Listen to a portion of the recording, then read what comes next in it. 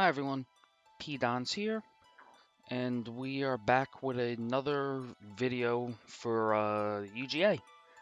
This week we will be playing against the Heartland Homesteaders, who are 1-1. We're 2-0, we were able to grab a win last week, and hopefully we'll be able to take down this win and move to 3-0.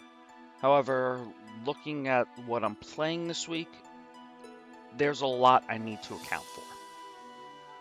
So, obviously we have the same 11 I have from last week. Can't make any moves in this league until mid-season. My opponent has a few interesting pieces. Like Incineroar is one of VGC's best Pokemon, and it's pretty good in Draft League as well. My opponent is Rhyperior with a bunch of ways to proc a weakness policy. My opponent has a Rain mode with a Pelipper and Seismitoad. My opponent is able to set up Trick Room in a variety of ways with 2 Mons that learn it. And Lurantis is pretty good anti-intimidate. So I have to account for a lot in this matchup. I don't know if I have the tools to account for every single combination that could be thrown at me, but I'm going to try. So, as I just mentioned, this team is full of combos. You got the Rain mode with Pelipper and Seismitoad. You got Fake Out and Trick Room, 2 Fake Out users in Incineroar and Toxicroak, 2 Trick Room setters in Gardevoir and Bronzong. You've got many ways to proc weakness policies on this team. Raikou, Bronzong, they can all bulldoze the Incineroar or the Rhyperior, proc a weakness policy that way. Ninetales is able to Ice Shard the Rhyperior, pick up a weakness policy. If Lurantis decides to not use Contrary, Ninetales can also proc a policy that way. So, yeah, I'm going to have a lot of things to deal with in order to keep this team under control. Especially, too, because this team has so many realistic max options. Like, Rhyperior maxing, that's been so effective since Pokemon Sword and Shield has begun. But Pelipper can do it, Seismitoad can do it, Gardevoir can do it, and as Connor and his Turquoise Teddiursa showed, even Incineroar can Dynamax and get that weakness policy boost and use it to great effect. So there's a lot of versatility here that I need to be careful with. Lurantis is an issue on its own as well. Essentially, Lurantis has the ability Contrary, which if it has a stat drop, it gets a stat increase instead, and also if it has a stat increase, it gets a stat drop. So Lurantis probably won't be the best option to Dynamax, although it certainly can, because a lot of the max moves like Max Knuckle, which normally raise the attack, would lower Lurantis' attack instead. But if I were to use Torracat and try to intimidate Lurantis, I would give it an attack boost instead. And going back to Sun and Moon, Superpower Lurantis, increasing its own attack and defense, is a legitimate piece that has been in many teams before, and if I'm not careful, can certainly mess me up here. With the Rain as well, like, I was considering bringing Torracat to maybe overheat it or something, but a combination of the Rain and Contrary essentially forces me to not bring Torracat this week, and it also pressures me to build a team that will hit Lurantis more specially. And as I mentioned, with all these options, it's difficult for me to see exactly how my opponent is going to approach this match. However, running through a lot of the more realistic options, it feels like Dragapult and Virizion appear to have the most versatility in dealing with whatever my opponent will eventually bring. So based on everything, I'm predicting Lurantis, the Rain mode, the Pelipper and Seismitoad, Incineroar, and some sort of weakness policy combo. What that combo is, I am not entirely sure. But I feel like there will be one coming this week. So, how am I going to counter that? Well, I'm going with Virizion, Tapu Koko, Gothitelle, Dragapult, Diggersby, and Gaily. The very first thing people might notice is Togepi is not in the lineup this week. I hate it. There are so many mons here that would benefit from following me, but the fact of the matter is, based on what my opponent can bring and what could be used against me, I just don't have the room for the follow me support this week. I have 6 mons that need to do a specific role, and I had to sideline Togepi for this week, unfortunately. Special weakness policy Dragapult is probably the best way I have to cut through a superpowering Lurantis and a Bronzong that's going to set up Trick Room. There's a very good chance that Bronzong is going to be prepped for Dragapult, possibly sashed, possibly, maybe more likely, the Kasib Berry for Ghost type attacks. So, if that's the case, I cannot one-shot the Bronzong to stop Trick Room. But if I get a weakness policy boost and send the max flare at it, I will one-shot that Bronzong unless it's heat proof. I'm betting on it being Levitate because I have Diggersby on the team. If it does end up being heat proof for whatever reason, that's an adjustment I can make. But I think this is the best way to get rid of Bronzong immediately if I have the opportunity. Virizion also has pretty good coverage against his team if I can deal with Pelipper, especially if I get a beat up off. Like, the Incineroar doesn't like the fighting attacks, the Rhyperior hates the grass attacks. Bronzong, I can calc to basically wipe that thing out with a close combat with the beat up boost, which could be pretty useful. I can max Rockfall the Ninetales and also change the weather.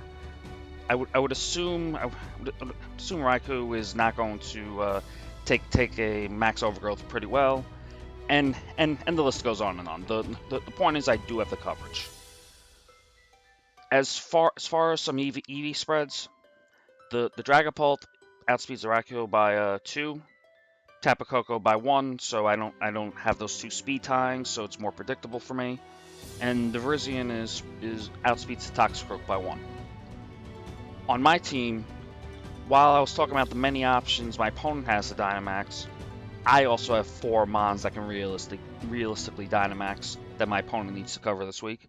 And the best thing is Gothitelle can support them all. Obviously, trapping is great. Helping Hand is very nice to support a Dynamax mon, and I can use Imprison to not worry about Bronzong Trick Rooming or Gardevoir if that's what my opponent chooses. Fake Out support is nice, obviously, and yeah, Gothitelle probably will serve some sort of role this week. Ideally, this match is going to feature Dragapult, Tapu Koko, and Virizion as 3 offensive threats, and a support mon of my choice. I'll have to see what my opponent brings to determine what the support mon will be, but we'll see. Diggersby, it becomes more viable if I'm able to contain the rain mode, because if the rain mode isn't there, or that effective, I have enough offensive power with it to kind of run through my opponent. Also, if I find out that the Incineroar is a typical bulkier but weakness policy one, once I make that adjustment, I can actually lead Gothitelle and Diggersby in the next game, trap the Incineroar in. The White Herb will negate the Intimidate.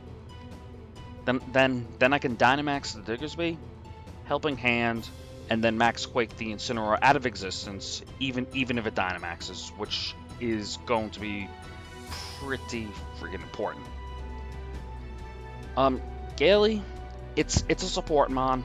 It's mainly there for Dragapult, but if I need to, it can one-shot Seismitoad with Freeze Dry if the Seismitoad is not maxed. And once I proc the weakness policy on the Dragapult, I just have a Sheer Cold bot. The Gaily, if I remember correctly, outspeeds base 75 neutral by 1 point, which, if I'm not mistaken, is Seismitoad. So that's going to be the team for this week. It's going to be post-commentated. As I said last week, I do value the live matches, but it's hard for me to do that, commentate and focus on the set. So I'll be playing it live on Twitch, and then adding in my thoughts once the match is done. Until then, I will see you all later, and we'll come back after I've played the match. All right, so at this point we're getting into it. At team preview, what I notice is that the rain mode is not there. So what I'm thinking when I see this is Virizion can potentially do some work here. I don't need to worry about Pelipper going for any max airstreams, rain hurricanes, or anything like that could hit me 4 times effectively.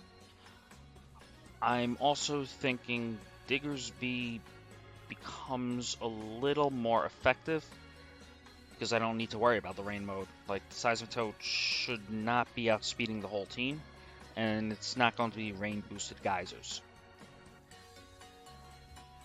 I didn't do much practice against Gardevoir, so I'm wondering if that's a potential max, given how I've used Dragapult the past 2 weeks. I also have to be careful of Raikou plus Incineroar, where the Bulldoze plus Weakness Policy Dynamax comes out. So I'm considering a lot of things here. So I decided to go with my safe lead of Dragapult and Virizion and Koko and Gothitelle and figure it out from there.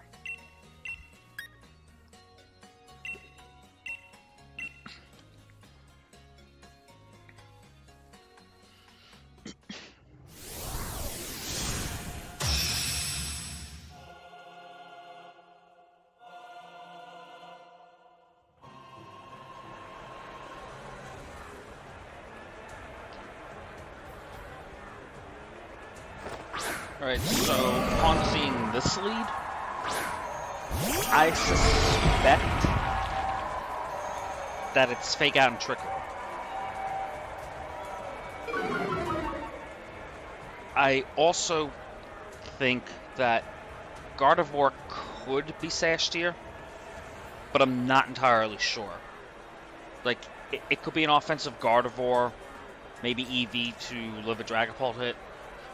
Maybe it has a berry for Dragapult. Like, this looks reasonable for me, but there's a lot that can go wrong with this lead, so I have to make sure I do what I can to get it right. Turn 1, game 1, I'm also playing a little bit blind, so I'm not entirely sure what it is. So I decided the safest thing to do would be to just power up the Virizion and get the Gardevoir off the field before anything nutty gets tried.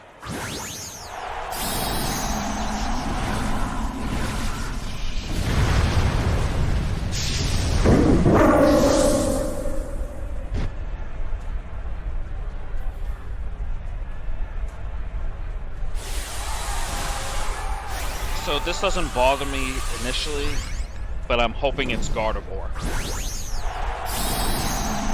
And nope, it's Incineroar. Now, non-offensive Incineroars do not KO this Virizion with Max Flare. So, if I see that this incoming Max Flare KOs Virizion, I know it's pretty much an offensive Incineroar, and I could play the rest of the set accordingly. There's also a chance this could be a Max Darkness into the Dragapult, because I could have Dynamaxed it there as well. But covering Beat Up is a pretty good option.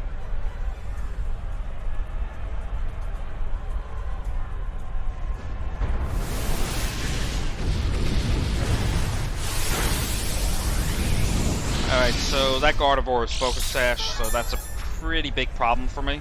It's going to be important information as I game plan the rest of the set, but right now that's a big issue for me.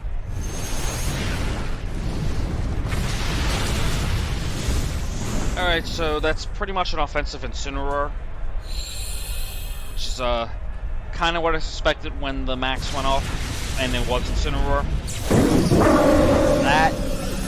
That pretty much confirms it, and the Trick Room goes off, and I lose game 1 on the first turn of the game. Now, this game gets played out because it's Draft League, and that, you know, kills, they want to be tracked and stuff like that. But if this was an actual VGC tournament, I would probably forfeit immediately. And if I find out if, like in the rules, I probably will going forward. Like, there is no way I can bring this game back. So, at this point, I shift towards hiding as much information as I can while trying to make sure I take as many kills as I can before I ultimately lose the game. I am definitely not revealing the fact that I'm a special Dragapult in this situation. And I decide that Dazzling Gleam is probably the least info-given move that I can use from Tapu Koko, so I just lock it in. But Coco's not taking a Sun Boost with Max Flare from Incineroar.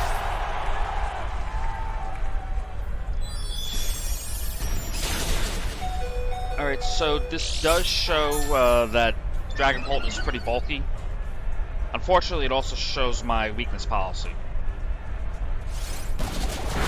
And I just go for the quick beat up to, you know, hide the information. I end up getting a KO off of it.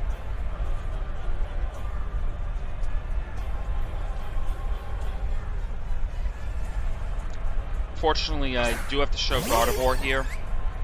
My opponent shows the Lurantis, which I kind of figured would be there.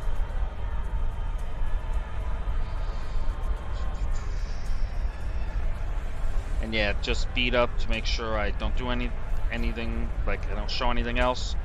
And as I've shown Helping Hand in prior weeks, I just go for it anyway to hide the kind of Gothitelle it is.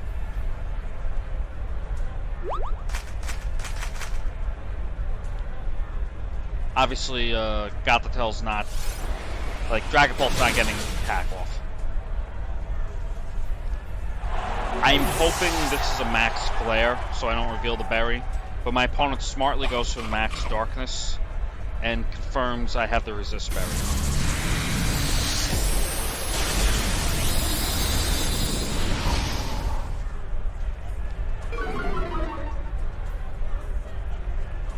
So yeah, at this point, I've just been thinking about game 2 for a little bit. I just go for a Helping Hand here to make sure that no more information comes out than it has to, and my opponent finishes game 1 off pretty cleanly.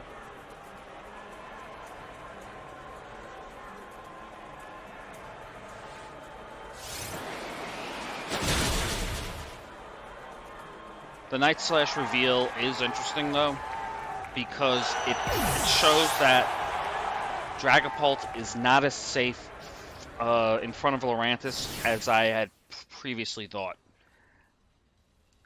Like, in testing, Lurantis didn't really run Night Slash, so that becomes an additional issue for me.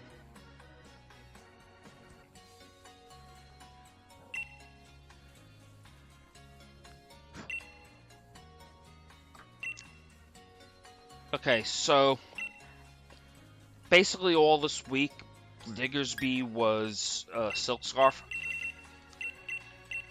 But as I started to think about it a little more, especially after Connor won his set in in the Shinnle division with his weakness policy Incineroar, that offensive Incineroar could really cause me problems.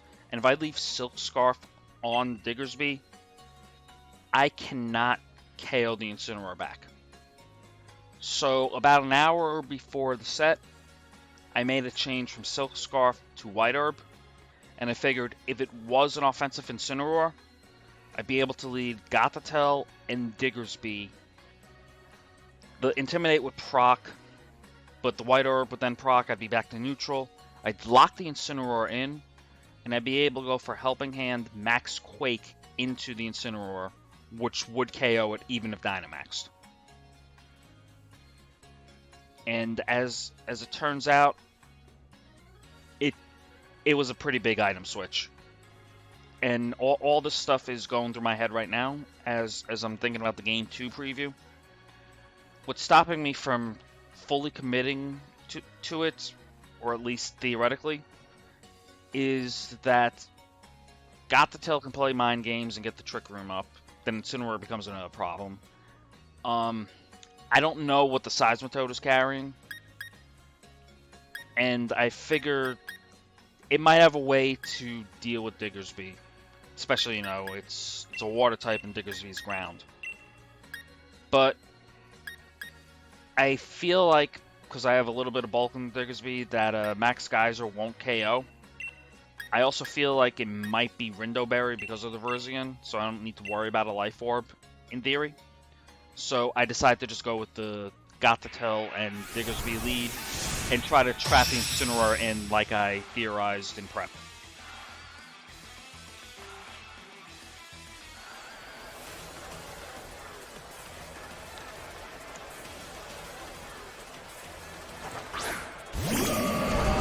Alright, so we do see the Incineroar and Gardevoir again.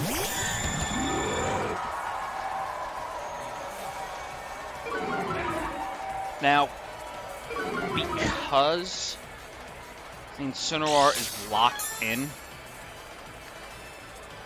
and I suspect that it is not going to go for a parting shot, in part because Diggersby should be faster, I decide to eventually get rid of the Gardevoir to make sure Trick Room cannot go up. And had this been a non-Focus Sash Gardevoir, I'd probably go for the Imprison here. Especially because the Incineroar is offensive and it may not have Fake Out. But because it is a Focus Sash Gardevoir, I have to break that Sash. So I decide to Fake Out the Gardevoir, break the Sash, and target into the Gardevoir to stop the incoming Trick Room.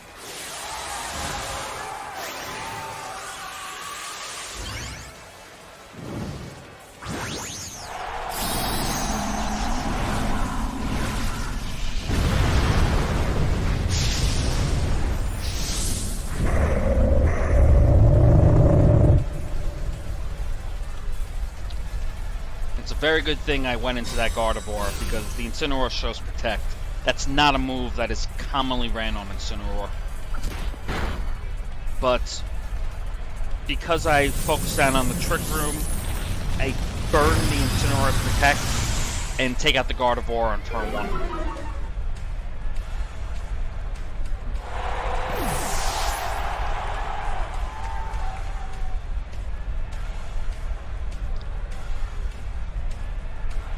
Around this point, I'm also going through my head, can a Lurantis max or a Seismitoad max KO Diggersby?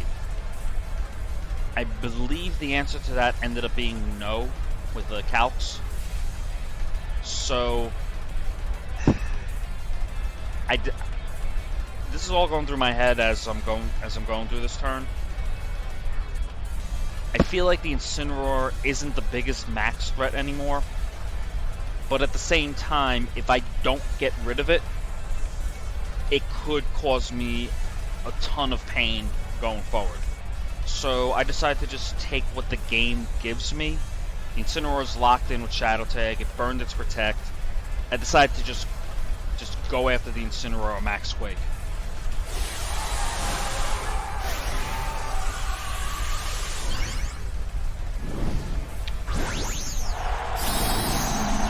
And with the Incineroar maxing, my eyes pretty much light up because Helping Hand Neutral Max Quake is calced to KO all but the most physically defensive Incineroars. And because this showed offensive potential last game, I figured this Incineroar is going to drop its Max Quake. And it does.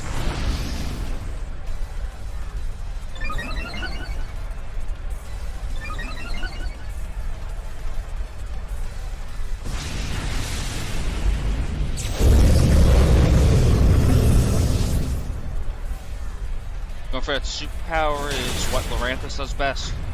You hurt the opponent, in this case, super effective hit, you boost your attack, and you boost your defense. So Lurantis is something I really need to be careful with. So Seismitoad does come out.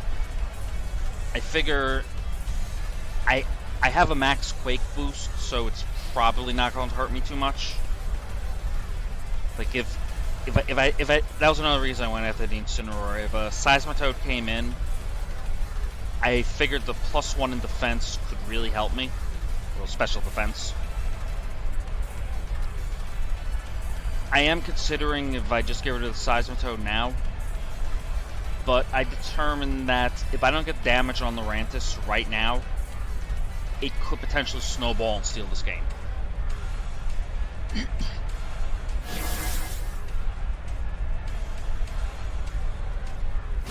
And there's a reveal that this is a physical Seismitoad and a Life Orb one. Meaning Virizian's going to have no problem KOing it. And fortunately, the Helping Hand's Max Hailstorm is able to cut through the +1 defense of Lurantis and take the one shot. So I've pretty much won this game at this point.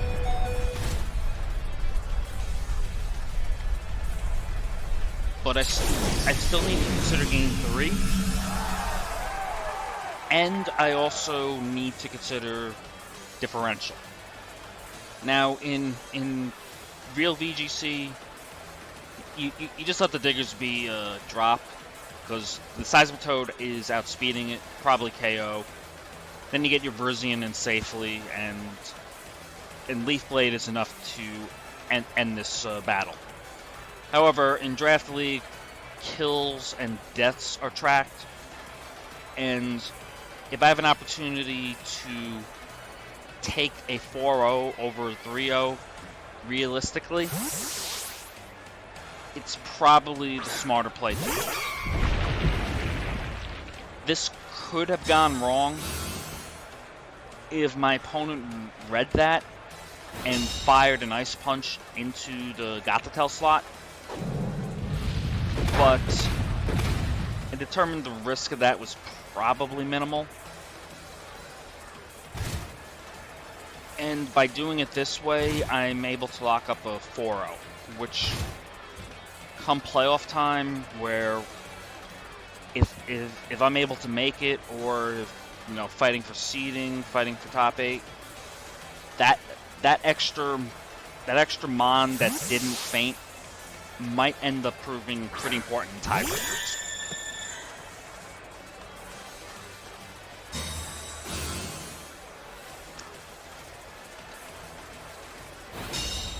Alright, so at this point I know 3 of Seismitoad's moves.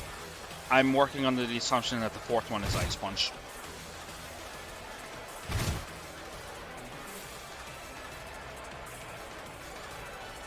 And the Leaf Blade. I go for the fake out just to make sure there aren't any ridiculous shenanigans that happen, like maybe maybe it's speed time for whatever reason, even though I'm pretty sure the Virizion is faster.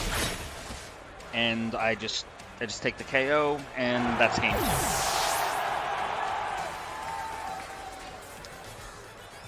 Now, going into this game 3, I believe my opponent is going to consider that the Incineroar was trapped and was pretty contained after I made an adjustment. So what I am assuming is that my opponent is going to switch it up. Incineroar might come, but I think it's going to be in the back, if it does come. I feel like my opponent is going to lead Seismitoad. I don't know with what, but it's shown it's offensive. It's shown it's faster than Diggersby, and there are other mons on my opponent's team that can be paired with the Seismitoad that could cause me some problems. Heck, if Incineroar has Fake Out, even like Incineroar Seismitoad could be an issue. I still haven't seen the Toxicroak yet. I don't know if it's more hate towards Diggersby or if it's more supportive one. I'm basically thinking through all these in my head right now and trying to figure out the best way to beat a Seismitoad lead where Virizion is not guaranteed to be effective.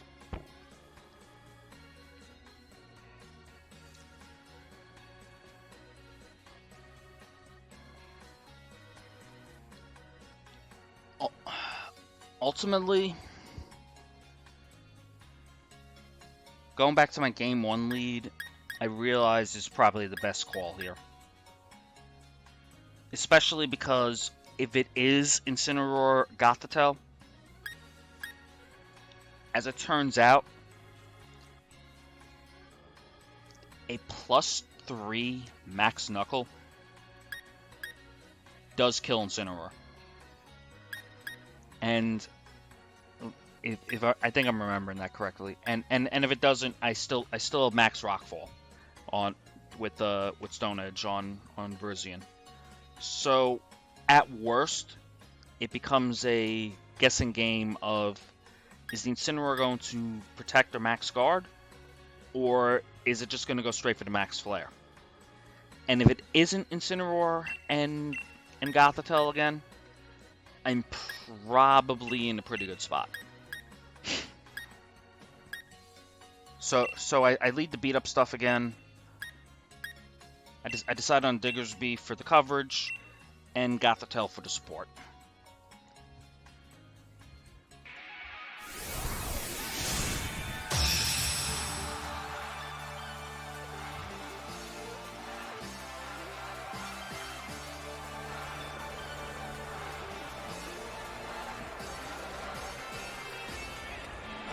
So I was right about the adjustment, but I was trying to figure out what Raikou was doing. Is it going to set up screens or something? Is it going to Dynamax? Does it have something that can handle this lead? I was a little puzzled, to be honest. So I spent a lot of time thinking about this, in part because I expected the Raikou to just be a bulldoze bot, and ultimately I decided to just go for the safe play, which was beating up my Virizion and max overgrowthing the Seismitoad. I figure the Raikou probably can't touch Virizion that well, and I'm gonna get the beat up off, and I'm faster than the Seismitoad anyway.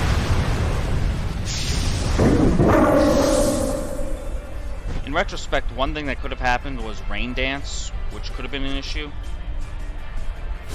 But I feel like I would have survived. I don't know. Maybe I'll run calcs on this a little later.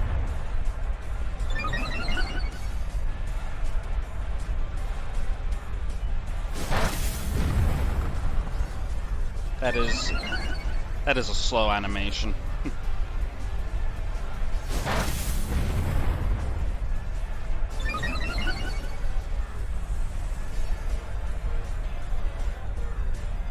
Alright, so as it turns out, the Raikou has Shadow Ball.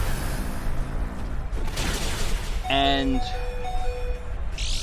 after doing some calcs after the battle, that's Choice Specs damage. If I didn't have Bulk in the Dragapult, that would have one-shotted it. But I do get the +3 off, and I do drop the Seismic Toad, which is great.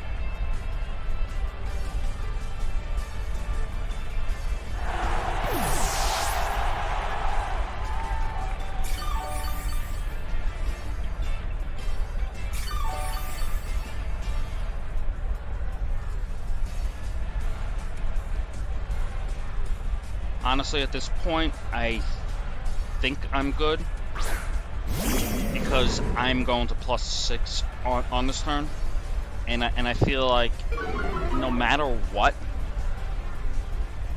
+6 is probably going to wipe my opponent out. The one thing that could help my opponent here, and it's something I did try to account for, but I wasn't sure if I needed to worry about it, was if the Incineroar had Troupple Berry or Charty Berry. As it turns out, +6 Virizion doesn't always KO that kind of Incineroar. So if that came out,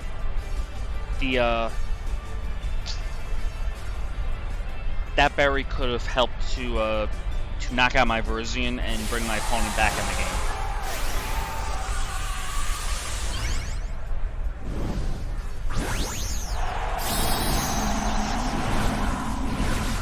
So as the Dynamax animation is going off, I'm thinking, please don't let this be a resist berry. Please don't let this be a resist berry.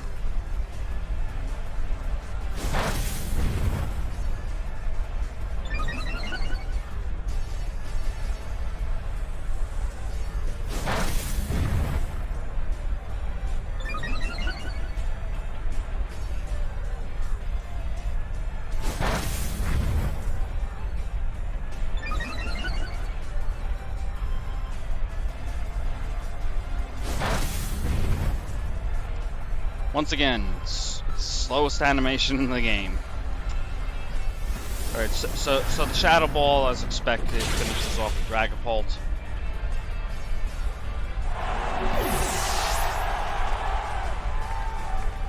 And we see that it is not a Troupple Berry, so I'm able to one-shot the Dynamax Incineroar.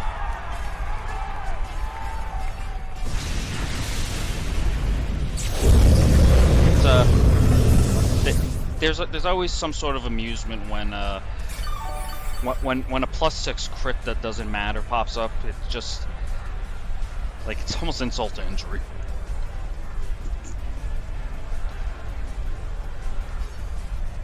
At this point, I'm basically just considering if Gothitel's in the back, so I want Diggersby to come out to guarantee breaking the Sash, and it is Gardevoir.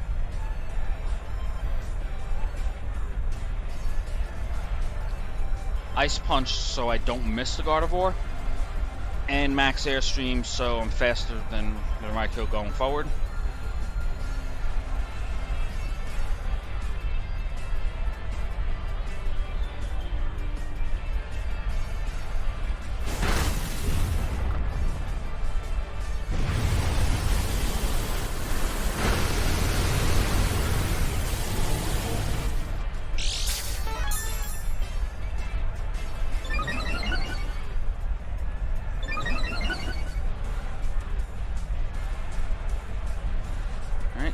there goes Gardevoir.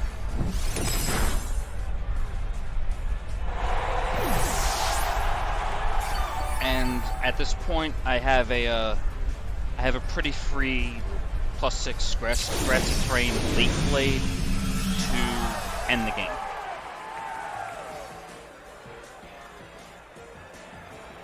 I go for the Ice Punch just in case there's any shenanigans. Don't want to miss. But I also lock in the Leaf Blade, of course.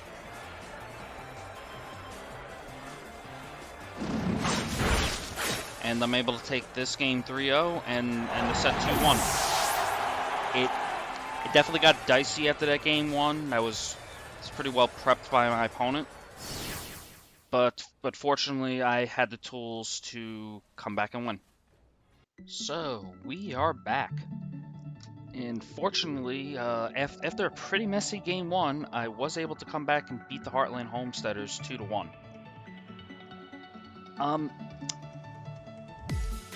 What happened in game 1 was something I was thinking about in prep. Like, could offensive Incineroar go nuts on me? In game 1, it kind of did. So, I basically made a last-minute change to help that matchup a little bit by swapping out Silk Scarf to White Herb on Alessio the Diggersby. And Alessio did very well with that White Herb. As a matter of fact, it's the reason that I won game 2. -1 Quake plus Helping Hand, that Incineroar will live. Be down to like 20-something% or so, but it lives. If it's a neutral Quake, in other words, no Intimidate, or the Intimidate gets negated, plus Helping Hand, then the Incineroar faints, even if it's Dynamaxed. So by making that change, it basically single-handedly won me game 2, or at least put me in the position to do so after I was not caught off guard by the Protect. Virizion, I feel like, became stronger once I gained more information about my opponent's team. Like, in Team Preview, I obviously didn't have to worry about Pelipper doing any Hurricanes. I was thinking about ways that I could deal with the Incineroar as well, and I was remembering some calcs where even if Virizion gets intimidated, I can get around it if I play properly. I came into this week intending to use Dragapult as an offensive weapon, and basically just threw on the beat up as a potential support option. As it turns out, based on what my opponent brought, Dragapult became a little weaker, but Virizion and Diggersby became stronger. So at that point, I made the change to focus more on Dragapult's support aspects and get the Virizion powered up. I definitely wanted to use Gaily and proc the weakness policy with Ice Shard, getting around Incineroar's fake out. But the way the Homesteaders team was constructed, there really was no place for Gaily this week. So it basically just sat on the sideline all 3 games. But I was happy to have it there anyway. There were other team compositions that I could have fought where Gaily would have been more clutch. And yeah, I did not expect everything used by my opponent. I had no practice against Gardevoir. I thought Raikou was going to be a bulldoze bot, maybe screens. I was not expecting it to be specs, which that was not revealed in the set. But based on the calcs I did with the Dragapult, the only way it could outspeed the Virizion and do that kind of damage was if it was specs. So yeah, I definitely didn't expect that. I didn't practice too much against Lurantis with Night Slash. I actually had Psycho Cut on. Like I saw Psycho Cut Lurantis in some of my practice battles because it looked like the beat up Virizion mode could do some work, and I figured that would be the next move besides the grass move and superpower.